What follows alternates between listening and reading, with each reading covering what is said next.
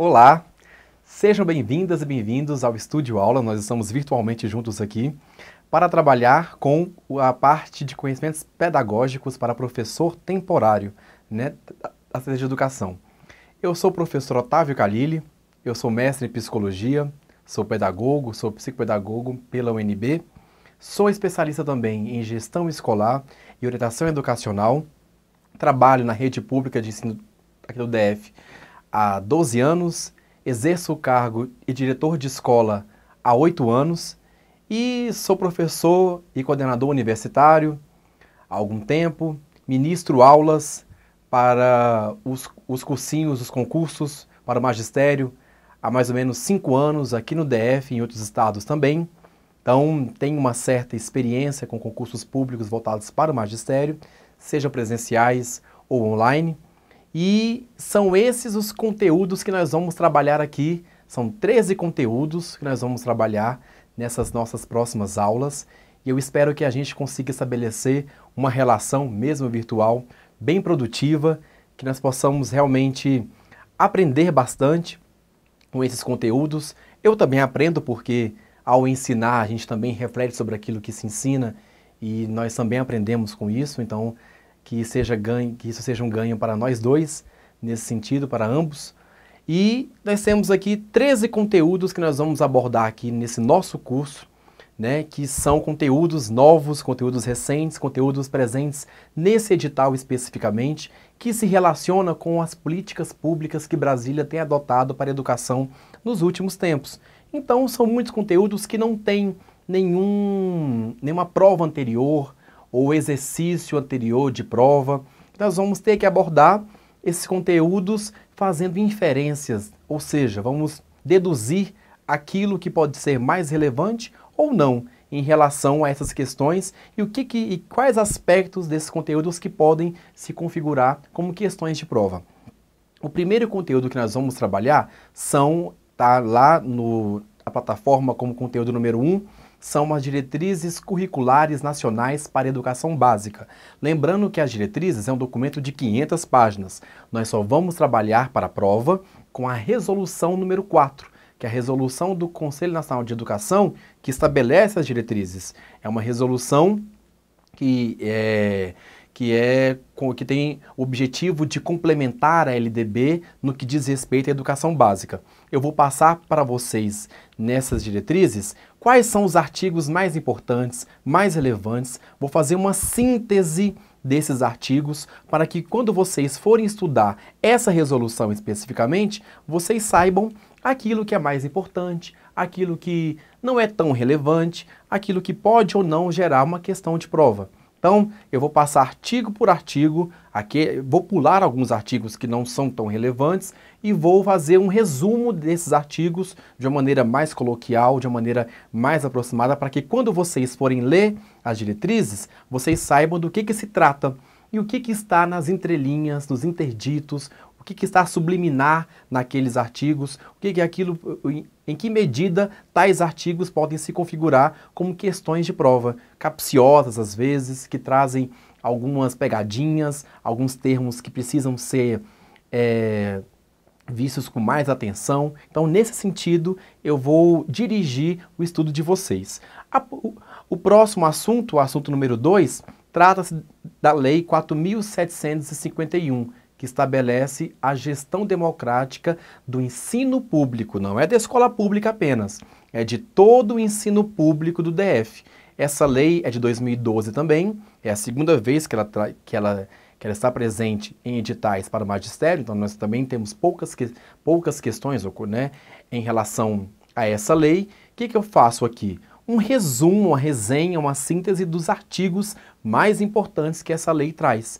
Como eu participei das discussões no Simpro e também como professor e diretor de escola para a formulação dessas políticas, né, que são presentes nessa lei, eu tenho um entendimento da praxis, tanto da teoria como da prática, de que maneira aqueles artigos se configuram como questões práticas. Portanto, e também porque, como diretor de escola, essa lei ela faz parte do meu dia a dia, do meu trabalho, ela integra aquilo, ela contempla aquilo que eu faço na escola, na minha ação, então para mim é muito tranquilo, é muito confortável fazer essa análise desses artigos, dessa lei, é claro, pontuando esses artigos numa perspectiva de prova de concurso.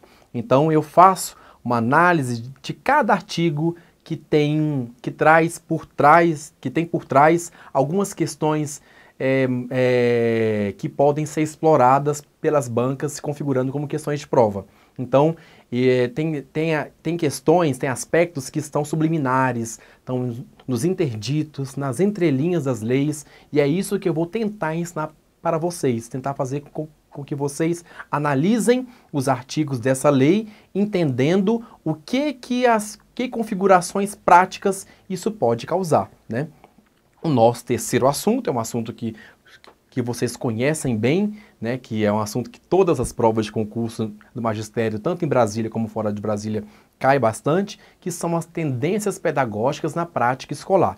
As tendências conservadoras, as ditas liberais, e as tendências transformadoras, as progressistas. Lembrando que esse estabelecimento dessas tendências pedagógicas é um estabelecimento do Cipriano Carlos Lucchesi, foi um filósofo da educação, foi ele quem dividiu assim as tendências, e que não é a única maneira de se dividir as tendências. Existem outros autores que fazem outras divisões, que estabelecem outras conexões entre as tendências. E tendências pedagógicas é sempre situada no contexto sociocultural e histórico específico. Ou seja, para eu entender a tendência, eu preciso entender que fase histórica o Brasil passava naquele momento. Porque aquela fase histórica, aquela sociedade, naquele momento histórico, vai demandar da escola uma tendência específica, uma corrente específica para a educação. Então, para eu entender a tendência, eu tenho que entender da história do Brasil e também da história da educação do Brasil, que é isso que é a tendência, como que a escola respondeu a uma demanda social. É nesse sentido que vamos trabalhar com as tendências, né? Já tendo muita experiência, porque faz parte da nossa obrigação como professores saber, ter experiência de qual é o fluxo, de como que as questões são cobradas, de que maneira, em que medida, em que proporção, quais são os tópicos mais importantes. E as tendências, como tem caído várias vezes, como cai sempre, eu já tenho um certo norte do que é relevante ou não sobre esse assunto. Vamos trabalhar também com o currículo da educação básica aqui do DF, o currículo em movimento. Lembrando o seguinte, o nome é currículo em movimento, com certeza, mas é um currículo que não significa que não está pronto, não está em vigor, que ainda está em andamento, que ainda não está fechado, terminado, não. O nome currículo em movimento é colocado porque é um currículo que está em constante ressignificação, reelaboração na prática, no chão da escola, onde tudo acontece. Então, não é que ele não está pronto, ele já está pronto. Eu participei, inclusive, das plenárias de discussão desse currículo em âmbito regional e local, como diretor de escola e também como professor pelo sindicato. Então, eu tenho uma certa experiência em relação às formulações das políticas públicas desse currículo, porque desde o comecinho eu estive presente nas plenárias, nas discussões, nos GTs que fizeram essas abordagens sobre esse currículo. Então, o que eu tentei fazer aqui, nessas aulas, foi fazer uma síntese das partes desse currículo que podem ser abordadas em questões de prova. Como é que essas questões, como é que esses aspectos, essas dimensões que o currículo traz, pode ser cobrada numa prova. Então foi isso que eu tentei fazer. Claro que eu pulei algumas partes, que o currículo é muito grande. Eu só abordei aquelas questões que realmente trazem pontos que podem se converter em questões de prova, de acordo com a minha experiência pessoal e também com a experiência que nós temos em relação à formulação de questões. Vamos também trabalhar com as teorias de currículo, a teoria crítica e a teoria pós-crítica, que são as teorias que embasam o currículo em movimento. Vamos trabalhar com os pressupostos teóricos do currículo, que são as abordagens teóricas que sustentam o currículo. A pedagogia histórico-crítica, que é a de Saviani, não é a de Libânio, e vamos trabalhar também com a psicologia histórico-cultural, que é a de Vygotsky. Por que eu falo que é de Saviani? Porque muita gente acha que é a mesma coisa. O Libânio trabalha com a pedagogia crítica social dos conteúdos. É José Carlos Libânio. Se associa, se parece, se assemelha, tem relação com a pedagogia histórico-crítica, mas essa aqui é a de Saviani, naquele livrinho dele, Escola e Democracia. É onde ele estabelece a sua pedagogia e é com base em Saviani que o currículo foi estabelecido em seus pressupostos teóricos. Vamos também trabalhar com uma questão fundamental da educação do DF no momento atual, que é a educação integral. Vamos trabalhar com as concepções presentes no Caderno Cidade Escola Candanga.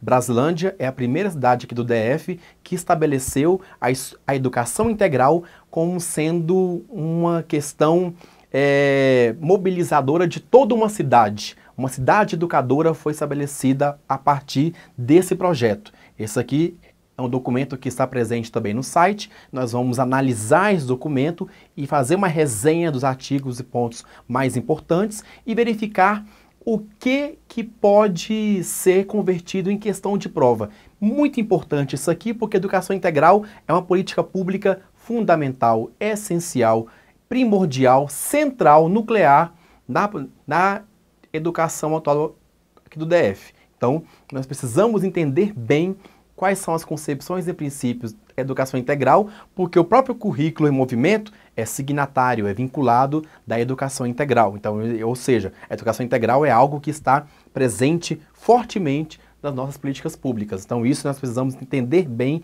que educação integral é essa que o DF está trabalhando, que não é só ampliar o tempo da criança na escola, são ampliação de espaços e também de oportunidades. Vamos ver isso mais tarde. Vamos trabalhar também com educação inclusiva, é uma área que eu gosto muito de falar, porque eu tenho uma certa experiência com educação inclusiva, e aí a gente vai trabalhar com a adequação curricular, que é o cerne, o centro da inclusão pedagógica na escola. Vamos trabalhar com os 4 documentos, com a OP, que rege a educação inclusiva, com o artigo 58, 59 e 60 da LDB, que trabalha com a educação inclusiva. Vamos trabalhar com as diretrizes curriculares nacionais para a educação especial e também com o currículo em movimento, que tem um caderno sobre educação especial. Esses 4 documentos regem os princípios teóricos, legais e metodológicos da educação inclusiva. Vamos fazer uma análise dos pontos mais relevantes desses 4 documentos e como que eles se estabeleceriam em uma questão de prova. Vamos trabalhar também com o artigo 23 da LDB. O artigo 23 da LDB, ele traz as possibilidades de organização da educação básica, que pode ser organizada em ciclos ou em semestralidade. Em ciclos, seriação, semestralidade, turmas seriadas, não seriadas ou de forma diversa. A LDB dá essa possibilidade para a educação básica. Vamos entender como que o DF vai interpretar esse artigo da LDB e como que Brasília organiza a sua educação básica no formato de ciclos e semestralidade, quais são as concepções e as práticas dos ciclos, né, tendo como respaldo legal o artigo 23 da LDB. Vamos trabalhar também com a psicologia do desenvolvimento, que tem 4 autores básicos, né? Tem Erik Erikson, que é o principal autor que nessa abordagem aqui que o edital trouxe, Piaget, Vallon e Freud, né? Por quê? Porque esse edital trouxe algo específico em relação à psicologia de desenvolvimento. Ela disse o seguinte: nós vamos trabalhar com aspectos biopsicossociais. Quem cunhou esse termo, quem trabalhou com esse termo biopsicossocial foi Erik Erikson. Foi ele quem fez quem estabeleceu esse curso de vida, né? Ou seja, a criança, o adolescente, ou o jovem, adulto e idoso.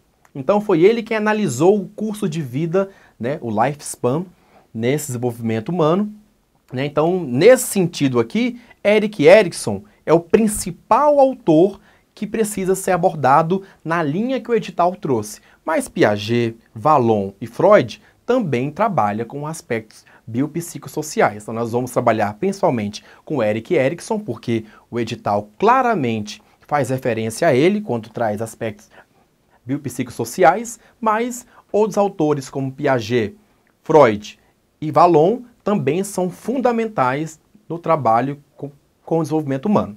Vamos trabalhar com planejamento escolar, o plano de escola, o plano de ensino e o plano de aula. O plano de escola é o PPP da escola. O que é PPP? Por que é projeto? Por que é político? O que tem a ver um político com pedagógico? Em que medida traz o político? Como que as provas abordam isso? É isso que eu vou tentar explicar para vocês, para que vocês possam entender em que medida esse político está associado ao pedagógico. E as sequências didáticas, super novo, recente, atualíssimo isso, que nós estamos inclusive trabalhando com essa perspectiva aqui no BIA, né? Se estendendo também para o 4º e 5º ano, a aula desenvolvida numa sequência didática. Tem construções teóricas, científicas sobre esse assunto. Vamos trabalhar o que é plano de aula na sequência didática.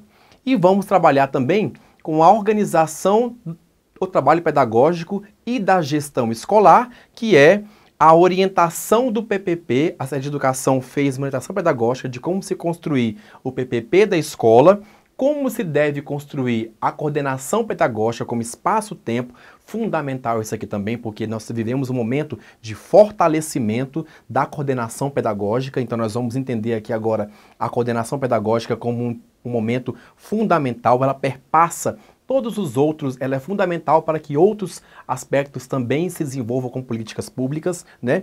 E como que se elabora o PPP de uma escola. Então nós vamos, esse é um documento que está no site também e que nós vamos fazer, destrinchar, vamos analisar passo a passo de como que esse documento pode se converter em questões de prova, nesse sentido.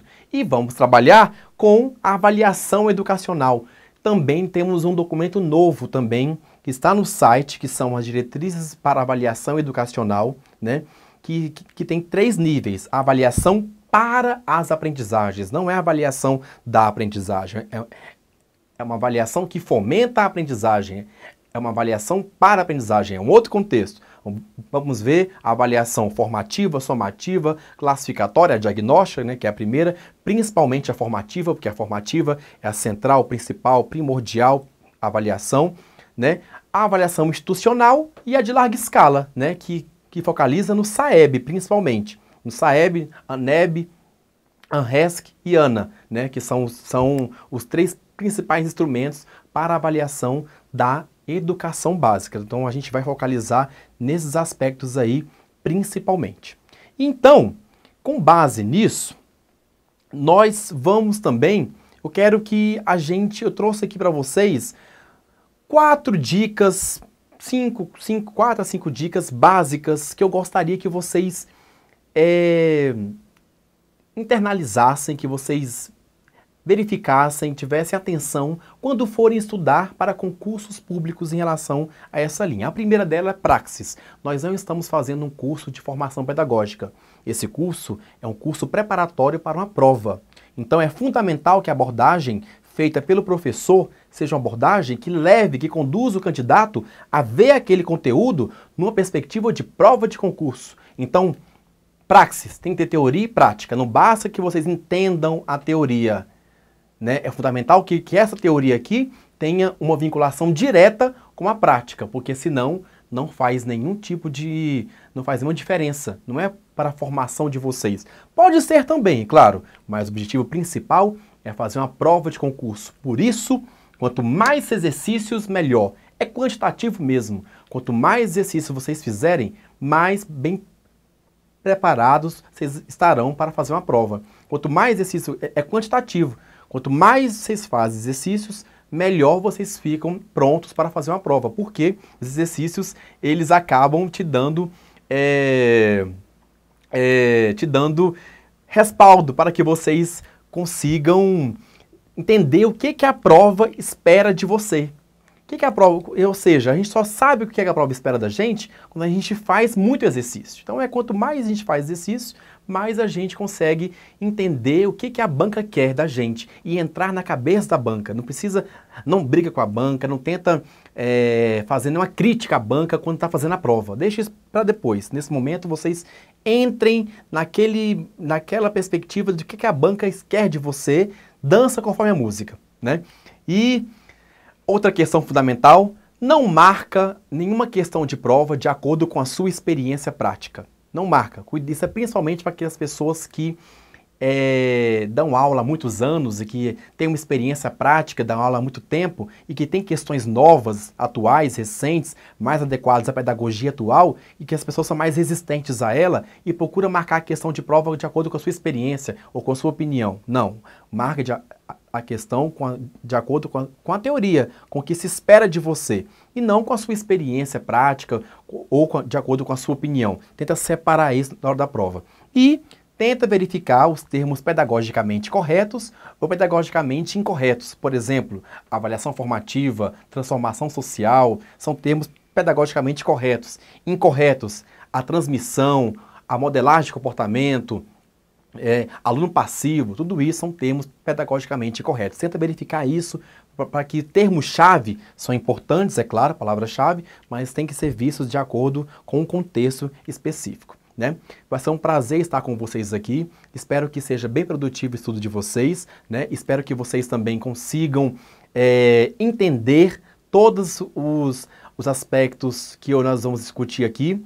Um grande abraço para todas e todos, aqui está meu e-mail, caso vocês queiram se comunicar comigo sobre alguma questão que não foi bem pontuada, tá?